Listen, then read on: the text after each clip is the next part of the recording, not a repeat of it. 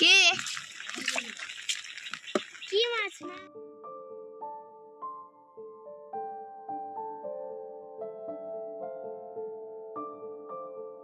শুভ সকাল বন্ধুরা, কেমন আছো সবাই? আশা করছি সকলে অনেক বেশি ভালো আছো। আমরাও না বেশ ভালো আছি। সকাল সকাল বৃষ্টির মধ্যেও কাজকর্মগুলো করতে কিন্তু লেগে গেছি। এই কামরাঙা গাছটা না আগের দিন যেহেতু সিমরানের স্কুলের জন্য কিনে আনা হয়েছিল প্রজেক্টের কারণে, তো ওখানে দেখে যেহেতু সিমরানকে আবার গাছটা ফেরত দিয়ে দেওয়া হয়েছে। তো বড় যে কামরাঙাটা ছিল সেটা কিন্তু সিমরান খেয়ে নিয়েছিল আস্তে আস্তে। আর গাছটা না লাগাবো করে হয়ে উঠছিল না। চারিদিক দেখতে পাচ্ছ পানি উঠে কি অবস্থা, কোথা থেকে মাটি নেব বুঝে উঠতেই পারছিলাম না। তো তারপরে ভাবলাম রান্নাঘরে এক জায়গায় আমার উনুন লেপার জন্য কিছুটা মাটি তোলা আছে, তো আপাতত সেই মাটিগুলোই গাছের গোড়াটায় দিয়ে কাজে লাগিয়ে দিই। তা না হয় এই গাছটার পোতাই হবে না। এখন মাটি কোথায় পাবো বলো? তো এই বৃষ্টি মাথায় দেখতে পাচ্ছ উঠোনে কতটা পানি, তার মধ্যে কিন্তু আমি গাছটা সুন্দর করে লাগিয়ে নিলাম। তো আমার গাছ লাগানো মোটামুটি কমপ্লিট। এখন এই যে বালতির চারিধার দিয়ে একটুখানি ধুয়ে পরিষ্কার করে নিচ্ছিলাম, যেহেতু মাটি দেওয়ার কারণে একটু ধুলো ধুলো টাইপের হয়েছিল, কাদা কাদা হয়েছিল। তো গাছটা ঘরে রেখে এসে দেখো এদিকে আমার হাজব্যান্ড আর দেওর আসছে। তো প্রত্যেকবার বর্ষার সময় কী হয় বলো তো, এরকম করে পুকুরে মাছ ছাড়া হয়, আর এই সময় না মাছ ছাড়লে প্রচণ্ড বৃদ্ধি পায়, কারণ চারিদিক থেকে একটা সুন্দর পানির একটা আভাস থাকে। আর যেহেতু বৃষ্টির কারণে প্রত্যেক দিন পানি হয় আর প্রত্যেক দিন অক্সিজেনও জন্মায় কিন্তু প্রচণ্ড, এই সময় না বাচ্চা মাছ ছাড়লে প্রচণ্ড তাড়াতাড়ি বৃদ্ধি পায়। আর প্রচণ্ড হারে এদেরকে একটু খাবারও দিতে হয়, তাহলে মাছগুলো বেশ 2-1 মাসের মধ্যে বড় করে তোলা যায়। তো দেওর দেখো ওদিকে হাঁড়ির থেকে মাছগুলো ভাগ করে দিচ্ছিল। তো অর্ধেকটা মাছ আমরা ছাড়বো আমাদের পুকুরে, আর অর্ধেকটা দেওরের যে পুকুর আছে সেখানে নিয়ে চলে যাবে, ওর পুকুরে ছাড়বে। তো এদিকে গাছগুলোও দেখতে পাচ্ছ বর্ষাকালে কিন্তু গাছের একটা যেন নতুন রূপ ধারণ করে। তো আমার কাছে হাজব্যান্ড মাছ কিছুটা দিয়ে দিয়েছে, ও ছাড়তে ছাড়তে ওদিকে চলে গেল মাছদেরকে ম্যাশ খেতে দেবে বলে ম্যাশ আনতে গেছে বালতিতে করে। আর ওদিকে আমি মাছগুলোই থাবা দিয়ে দিয়ে বাঁচানোর চেষ্টা করছিলাম, যেহেতু অনেকক্ষণ যাবতই আনা হয়েছে, ওদের একটু অক্সিজেনের প্রয়োজন আছে। ঈশা দেখো এখান থেকে তো মোটে নড়ছেই না, ছাতা নিয়ে দাঁড়িয়ে আছে চুপ করে। তো তার মতো মাছগুলো আমি ছেড়ে দিচ্ছিলাম এই বৃষ্টি মাথায়। তো আশা করছি মনে হচ্ছে সবই বেঁচে যাবে, দুটো একটা হয়তো মারা যেতে পারে।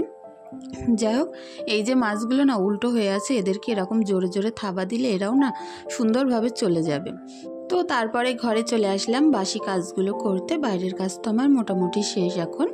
তো তারপরে বাসনও মাজতে যেতে হবে, ভয় লাগছিল বৃষ্টি মাথায় কি করে যাব। তো ছোট ছোট যেগুলো হয় সেগুলো তো বেসিনে মেজে নিতে পারবো, কিন্তু যে বাসনপত্রগুলো বড় বড় আছে সেগুলো মাজতে তো আমার পুকুরেই যেতে হবে। প্রচণ্ড হারে স্লিপ হয়েছে উঠোনটা, সেই পরিমাণে কাদা পানি। তো অনেকটা অসুবিধার সময় যাচ্ছে বলতে পারো আমাদের, কারণ এই বর্ষার সময়টা না খুব কষ্ট করেই যায় আমাদের। সারা বছর এখানে তো মোটামুটি সব কিছুই ভালো, কিন্তু সমস্যা এই বৃষ্টির টাইমটা। বৃষ্টির টাইমে যখন রাস্তা উঠোন ডুবে যায় না, তখন ঘরের ভিতর থেকে বাইরে যাওয়াই যায় না। তারপরে আবার টেনশন আছে দোকানে যাওয়ার, দোকানে গিয়ে আবার দোকানটাও খুলতে হবে। হাজব্যান্ড ওর মতো কাজে বেরিয়ে গেছে, দোকানটা আমাকেই খুলতে হবে। তো বলতে পারো অনেকখানি তাড়াহুড়োর মধ্যেও ছিলাম। এদিকে দেখো বিছনাটা টান টান করে গুছিয়ে নিচ্ছি, আর এই যে একটু কালারফুল বিছনার চাদর পেতেছি, তার কারণে কিন্তু খুব একটা বেশি নোংরা মনে হচ্ছে না। তবে হালকা কালার পাতলে না একেবারে যখন তখনই যাতাই অবস্থা হয়ে যায়। বাচ্চা কাচ্চার বাড়ি তো বুঝতেই পারছো। তো দেখো আমার খাটটাটগুলো মোটামুটি এখন গোছানো কমপ্লিট। খাটটা গোছানো হলে যে কতটা আজুর লাগে গা, সেটা কি বলবো, অনেকখানি ভালো লাগে তখন। আর মন থেকে একটা আলাদা স্বস্তিও মনে হয়। আর তখন আর অতটা ভয় হয় না যে কেউ যদি বাড়িতে হুপ করে চলে আসে, এভাবে দেখে নিলে কি হবে। আমি কিন্তু ঘুম থেকে উঠে সবার আগে চেষ্টা করি যে বিছনাটা গোছানোর। এখন দেখো রোদ্দুরও চলে এসছে বেশ সুন্দর। এই বর্ষাকালে না কখন রোদ্দুর কখন বৃষ্টি কিছুই বলার নেই। ঈশার একটা ডাইপার ছিল নিচেই, সেটা রেখে দিলাম। আর কাল এইটা একেবারে পুরো ছাড়িয়ে ফেলেছে, তো শোকেজের ওটাও একটুখানি যেমন তেমন করে টাচ করে রেখে দিলাম, কারণ ওখানটা ফাঁকা থাকলে দেখতে বেশ বাজে লাগছে। কবে দেখি একটু সুমতি হয় একটা নতুন শোকেজ নিতে পারি। তো দেখো খাটটাটগুলো পরিষ্কার করে নিচেটাও আমি এখন ঝাড়ু দিয়ে নিচ্ছি। প্রত্যেক দিন না খাটের নিচেটা ঝাড়ু দেওয়ার পরেও এইভাবেই ময়লা বেরোয়, কেন বলো তো? বাচ্চা কাচ্চা খাবার খায় আর নিচেই যেহেতু ফেলে দেয়, অনেক সময় তো এমনও হয় সিমরানকে পড়াতে বসাই আর ঈশা কিন্তু কাগজ টুকরো করে, তো পাখার হাওয়ায় তখন কিন্তু খাটের নিচে ঢুকে যায়। আর এই নোংরাগুলো সকালবেলা করে আবারও হয়। তবে প্রত্যেক দিন চেষ্টা করি যতটা সম্ভব হাত ঢুকিয়ে খাটের তলাটা পরিষ্কার করে নেওয়ার জন্য। তো পাশের ঘরে চলে আসলাম, এই ঘরটাও একটু গুছিয়ে নেব। আর প্রত্যেক দিনই ওই ঘরের পাশাপাশি এই ঘরটাও কিন্তু গোছাতে হয়, যেহেতু এখানে সিমরান পড়তে বসে। এ ঘরে কেউ হয়তো থাকা হয় না, তবে এখানে পড়তে বসা বলো, তারপরে এমনি বসে গল্প করা বলো, ঈশাও এই ঘরে বসে বসে খেলা করে, ওই কারণে কিন্তু এ ঘরের বিছনাটাও একটু নোংরা হয়। আর টেবিলের ওপর টোপর তো বলার কথা নয়, এখানে সবসময় ঈশা ঘোরাফেরা করে। তো এই ক্যালেন্ডারটা না একজন গিফট করেছে, অনেক সুন্দর ক্যালেন্ডারটা। এখানে অনেকগুলো রেসিপি আছে, মোমোর রেসিপি, চিকেনের রেসিপি, বার্গারের রেসিপি। তো এখান থেকে একটা আমি বেছে নিলাম, যেটা আগস্ট মাসের। তো এটা ছিল খাসির মাংসের একটা সুন্দর, এর পিছনে না প্রত্যেকটার পিছনে একটা করে রেসিপি দেওয়া আছে। অনেক পছন্দ হয়েছে আমার ক্যালেন্ডারটা। আমি যেহেতু রান্না করতে ভালোবাসি, ওই কারণেই কিন্তু রান্নার একটা এরকম ক্যালেন্ডার আমাকে গিফট করেছে একজনা। তো অনেক ভালো লাগলো দেখে। তো এদিকে দেখো সুন্দর করে এখন এই ঘরটাও পরিষ্কার করে গুছিয়ে নেব। যেহেতু এই ঘরে মেঝে খুব একটা বেশি নোংরা হয় না, কারণ হাঁটাচলা কম পড়লে নোংরা কিন্তু কম হয়। আর যে ঘরে বেশি থাকা হয় সেই ঘরেই কিন্তু বেশি নোংরা হয়। তো এই ঘরের মেঝেটা অনেকখানি বড়, এখানে না বিছনা পেতে প্রায় 4-5 জন শোয়া যায়। এই কারণে আমার এই ঘরটা বেশি ভালো লাগে। আমার ওই ঘরটাই না মোটে নড়াচড়া যায় না। দুটো ঘরের মাপ কিন্তু একই, কিন্তু এই ঘরে যেহেতু ছোট চৌকি দেওয়া, ওই কারণে নিচে অনেকখানি জায়গা আছে। আর এখন ডাইনিং টেবিলটাও একটু সুন্দর করে গুছিয়ে নেব। রাত্রে এখানে বসে খাওয়া হয়, যে যার মতো চেয়ারগুলো ছড়িয়ে উঠে চলে যায়, তো সেই কারণে একটুখানি গুছিয়ে নিলাম। আর মাঝখানে গাছটাও রেখে দিলাম। এই গাছটা রাখলে নাকি পোকামাকড়, তারপরে যে মশা আসে না নাকি, সেই কারণেই কিন্তু আগের দিন আমার বন্ধু আমাকে কিনে দিয়েছিল। তো এই বারান্দার কোনায় এখানে যেহেতু পুরনো, তারপরে আমার যে মোছামুছির কাপড়গুলো সেগুলো রাখি, তারপরে যেগুলো ধোয়াধুয়ি করতে হবে সবগুলো কিন্তু ওই গামলার ভিতরে রেখে দিই। গামলাটা না ওখান থেকে আমি সরাই না। এতে করে কী হয় বলো তো, যেখানেই দুটো একটা কাপড় চোপড় দেখা যাচ্ছে নোংরা হলো, সঙ্গে সঙ্গে গামলার ভিতরে এনে রেখে দিই। পরে এক সময় করে কেচে দিই, কিন্তু জামা কাপড়গুলো না ছড়িয়ে ছিটিয়ে থাকে না। আমাদের প্রত্যেক মেয়েদেরই কিন্তু এরকম একটু বুদ্ধি খাটিয়েই চলতে হয়। সংসার করতে গেলে না একটু কিন্তু নিজের বুদ্ধি খাটিয়ে না চললে হয় না, তাহলে আমাদের সংসারটা যেমন পরিপাটি তেমন সুন্দর গুছিয়ে রাখতে পারি আমরা। তো আমার এই সুন্দর সংসারটাকে মনের মতো করে সাজিয়ে গুছিয়ে গড়ে তুলেছি। হয়তো গ্রামে বাস করি, অতটাও আমার নলেজ নেই, কিন্তু যতটুকুনি মানুষকে দেখেছি শিখেছি, চেষ্টা করি নিজের ভিতরে সেই প্রতিভাগুলো এনে আমার কাজগুলো আরও সুন্দর করে তোলার জন্য। আর কতটা কি করতে পারি আমার থেকে ভালো হয়তো তোমরাই জানো, কারণ তোমরা তো আমার রোজ ভিডিও দেখো, তোমরাই বলতে পারো যে আমার কাজগুলো কতটা কি পরিপাটি করে করতে পারি। তবে চেষ্টা করি, চেষ্টার তো আর শেষ নেই। মানুষ না অভ্যাসের দাস, ওই কারণে চেষ্টা করি যে অন্যকে দেখে নিজের সংসারটা একটু সুন্দর করে গুছিয়ে রাখার জন্য। সংসার জীবনে কেউ কিন্তু আমাদের কোনো কাজ শিখিয়ে দেয় না, কিংবা আমরা বাপের বাড়ি থেকে কেউ কোনো কাজ শিখে আসিও না। আমরা ঠেক খেতে খেতে ঠিকই কাজগুলো শিখে যাই একটা সময় এসে। তো এই দীর্ঘ 10-11 বছরের সংসার যাবত থেকে যে আমার যেটুকানি ধারণা হয়েছে যে শেখার কোনো বয়স লাগে না, শেষ হয় না, শিখতে কিন্তু আমরা প্রত্যেক বয়সেই পারি। অল্প বয়সে বিয়ে হয়েছিল বলে সেখান থেকে শিখতে শিখতে 10 বছর এই পর্যন্ত। হয়তো এরপরে আরও যে 10 বছর আছে সেখানেও অনেক কিছু শেখার আছে। যে ভুল ত্রুটিগুলো তোমরা ধরিয়ে দাও, তারপরে আমি তোমাদের সামনে যে আমার ভুল ত্রুটিগুলো এনে দাঁড় করাই, তো তার মাধ্যমে কিন্তু তোমরা যে কথাগুলো বলো না, তার মাধ্যমে অনেক কিছু আমি শিখতে পারি। তো আমার কাজের মধ্যে, কথার মধ্যে যদি তোমাদের কিছু মনে হয় ভুল ত্রুটি আছে, খারাপ আছে, তোমরা কমেন্ট করে জানিও। পরবর্তী ভিডিওতে চেষ্টা করব সেগুলো অবশ্যই শুধরে নেওয়ার জন্য। তো পুকুরে দেখতে পাচ্ছ টাপি টুপি পানি, বলছি না উঠোনটা এখন খুব বাজে অবস্থা, পানিতে পানিতে অস্থির। এই গ্রাম্য পরিবেশে যেমন সুবিধা আছে অসুবিধা কিন্তু এরকম আছে বর্ষাকালে, যেমন কাঁচা রাস্তা, এরকম পুকুরে পানি উঠে যাওয়া, এই সকল সমস্যাগুলো কিন্তু আমাদের প্রতিনিয়ত ফেস করতে হয় এই বর্ষাকালে বিশেষ করে। আরও যদি গরু ছাগল যার বাড়িতে আছে না, তার তো আরও বেশি অসুবিধা, কারণ এই কাদা পানি মাথায় বলো তো, মাঠে গিয়ে গিয়ে গরু বেঁধে দেওয়া, তারপরে বৃষ্টিতে আবার বাড়িতে নিয়ে আসা। আর দেখো এদিকে আমার একটা বাসন এক্ষুনি ডুবে যাচ্ছিল, যা হোক করে টেনে তুললাম। পুকুরে না কাজ করতে করতে আমার যে ছোট ছোট চামচ কতগুলো ডুবে গেছে তার ঠিক নেই।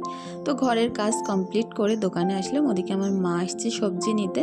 আমি কিন্তু এই ছোট্ট কুমড়োর টুকরোটা নিয়েছি, একতারি শাক নিয়েছি, আর ওদিক থেকে দুটো ঝিঙে নেব।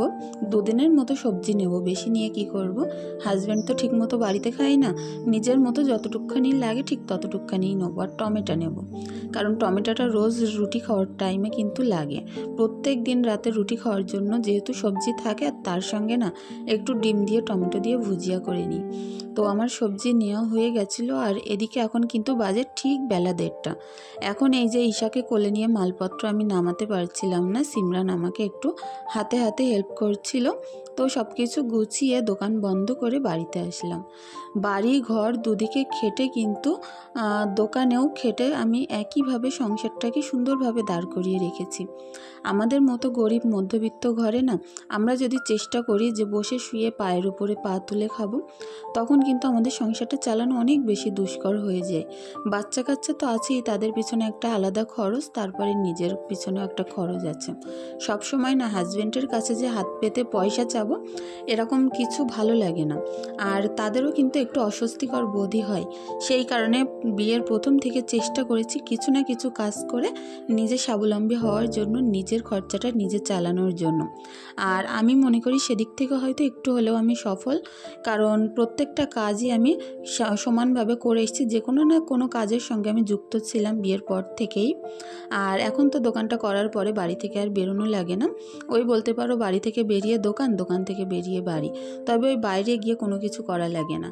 ওই কারণে না আমার সংসারটা অনেকখানি সচ্ছল আছে, যে ঘরে বাইরে দুদিকে খেটে কিন্তু আমি সংসারটাকে একইভাবে দাঁড় করিয়ে রেখেছি। এদিকে দেখো ঝিঙে আলুটা কষাতে কষাতে কিছুটা মাংস ছিল কালকের, তো সেগুলো ঢেলে দিলাম। একই সঙ্গে কষিয়ে কিন্তু একটু কষানো পানি দিয়ে দেব, দিয়ে আমি বাদবাকি কাজকর্মগুলো করে নেব। তো আমাদের প্রত্যেক মেয়েদেরই কিন্তু কর্তব্য যে সংসারটাকে নিজেদেরই দেখে শুনে সুন্দরভাবে গুছিয়ে রাখার। আর আমরা না যতটা বেশি পরিশ্রমী হই, সংসারটা কিন্তু ততটাই সচ্ছল হয়। হয়তো ঘরে বসে থেকেই কাটিয়ে দিতে পারতাম, তবে ওই বললি না, ঘরে বসে আমি থাকতে পারি না। সংসারের কাজের পাশাপাশি সবসময় চেষ্টা করে গেছি কোনো একটা কাজ করতে। আর এখন না অনেকটা বেশি কষ্টই হয়ে যাচ্ছে বলতে পারো, যেহেতু ঘুম থেকে উঠে 5টার সময় সংসারের কাজে হাত দিতে হয়, সেখান থেকে সংসারের যাবতীয় কাজকর্ম করে, আর সকালবেলা কিন্তু প্রত্যেক দিনে প্রায় আলু ভাতে ডিম ভাতে করে নিয়ে আমি দোকানে চলে যাই। তারপরে আবার দাঁড়িয়ে দাঁড়িয়ে বলতে পারো সেই 2টো পর্যন্ত দোকানদারি করা, আর 2টোর সময় বাড়িতে এসে রান্না করা, আর 4টের দিকে এসে ভাত খাওয়া, 3টের দিকে ভাত খাওয়া। এটা আমার পক্ষে কতটা বেশি কষ্টকর হয়ে গেছে সেটা আমি জানি, কারণ যদি বাচ্চা কাচ্চা ছোটো না থাকতো তাহলে হয়তো এই কষ্টগুলো আমার একটুখানি কম হতো। তো যা হোক, এরা হয়তো বড় হলে তখন আমার খাটনিটা একটু হলেও কমবে। আর এই খাটনিটা কমতে পারে যদি তোমরা আমাকে একটুখানি সাপোর্ট করো, একটু ভালোবাসা দাও। অবশ্যই আমি হয়তো এখানে একটু হলেও জায়গা করতে পারবো তোমাদের ভালোবাসার খাতিরে, তখন হয়তো এই কষ্টগুলো আমার একটু হলেও কমতে পারে। তো যাই হোক, সকলের কাছে অনুরোধ রইল, আমার ভিডিওটি দেখে তোমাদের যদি সামান্য কিছু ভালো লেগে থাকে প্লিজ একটি লাইক কমেন্ট করে দিয়ে যেও। আর যদি বেশি কিছু ভালো লেগে থাকে অবশ্যই চ্যানেলটি সাবস্ক্রাইব করে পাশে থাকতে পারো। তো আমার অনেক বন্ধুরা আমাকে অনেক রকম কমেন্ট করেছিলে, সেগুলোর উত্তর আমি ঠিকমতো দিতে পারছি না, ভিডিওগুলো ঠিকমতো ছাড়তে পারছি না। পরশুদিন গেছিলাম যেহেতু ডাক্তারের কাছে হসপিটালে, ওখানে আমার একটা মাসি ভর্তি আছে আমাদের বসিরহাট জেলা হসপিটালে। তো সেখান থেকে বাড়িতে আসতে আসতে অনেকখানি লেট হয়ে গেছিলো। তারপরে না ইচ্ছাই হয়নি যে ক্যামেরাটা অন করে কাজ করি, তো ওই কারণে আর ভিডিও দেওয়া হয়নি। তো কিছু কিছু দিন এমনও যাচ্ছে, কাজের এত বেশি টানাপোড়েন পড়ে যাচ্ছে যে ঠিকমতো আমি ভিডিওই দিতে পারছি না। অনেকখানি খারাপ লাগে যখন ভিডিও না দিতে পারি, কারণ তোমাদের সঙ্গে যেহেতু আমার যোগাযোগ করার একটাই মাধ্যম, সেটা হচ্ছে আমার ভিডিও। আর তোমরা অনেক বেশি ভালোবাসা দাও আর জিজ্ঞাসা করো যে আপু কী হলো, ভিডিও দাওনি কেন, আজ দাওনি কেন। তো তার মধ্যে থেকে আমি একটাই কথা বলতে চাই, অনেক বেশি কাজের প্রেশারে না এখন এই কাজগুলো আমার আর হয়ে উঠছে না ভিডিও দেওয়াটা। তো তোমরা প্লিজ পাশে থেকো, আমাকে একটু বোঝার চেষ্টা করো। আর যার যা প্রশ্ন আছে অবশ্যই আমাকে করো, আমি কমেন্টের মাধ্যমে হোক কি ভিডিওর মাধ্যমে তোমাদের কমেন্টগুলোর উত্তর দেওয়ার চেষ্টা করব। তো ওদিকে রান্নাবান্না তো প্রায় শেষের মুখে। আর এদিকে সিমরানকে বললাম যে ঈশাকে নিয়ে ঘরে যেতে, এক্ষুনি 1 লিটার দুধ ধরিয়ে দিলে ঈশা কিন্তু খেতে খেতে ঘুমিয়ে পড়বে। তো দোকান থেকে এসে আমাকে এরকম 4 হাত পা দিয়ে কাজ করতে হয় নাকে মুখে করে। আমি বুঝতেই পারি না কোনটা আগে করব কোনটা পরে করব। প্রথম কাজ থাকে আমার এসে পরে ঈশাকে আগে গা ধোয়ানো। তো ওর যেহেতু গা ধোয়ানো হয়ে গেছিলো আর ও কিন্তু খেলা করছিল, এখন দেখছিলাম ঘুমে টলছিল। তো ওই কারণে ভাবলাম ভাতটা উপর দেওয়ার আগে ওর দুধটা রেডি করে দিই, ওর হাতে দিয়ে দিলে কিন্তু ও সুন্দরভাবে ঘুমিয়ে পড়বে। তো সিমরানকে বললাম যে ওই ঘরের জায়গাটা করে দাও, আর আমি এদিকে দুধটা ভরে ওর হাতে দিয়ে আসছি, ঘুমিয়ে পড়বে। তো যাই হোক, এইভাবেই কিন্তু সারা দিনই আমার চলে, একবার এদিকে একবার ওদিকে এরকমভাবেই চলে। আসলে কি বলো তো, সকাল থেকে যদি একই টানা বাড়িতে থাকতে পারি কাজগুলো কিন্তু একটু হলেও কম হয়, আবার রেস্ট নিয়েও একটুখানি করতে পারি। কিন্তু আমার আর সারাদিন রেস্ট হয় কোথায় বলো, সন্ধ্যা থেকে আবারও ভিডিও এডিটিং, তারপরে ভয়েস ওভার, বিভিন্ন রকম কাজ থাকে, সারাদিন এরকমভাবেই কিন্তু চলতে থাকে। প্রত্যেক দিন রাতে ভাবি একটু তাড়াতাড়ি শোবো, কিন্তু সেই শুতে শুতে 12টা 1টা বেজে যায়। এখন আমার ননদ এসেছিল, একটু চা করেছিলাম, ঈশাকে ম্যাগি করেছিলাম। তো আজকের ভিডিওটি এখানেই শেষ করছি। সকলে অনেক বেশি ভালো থেকো, সুস্থ থেকো, ধন্যবাদ।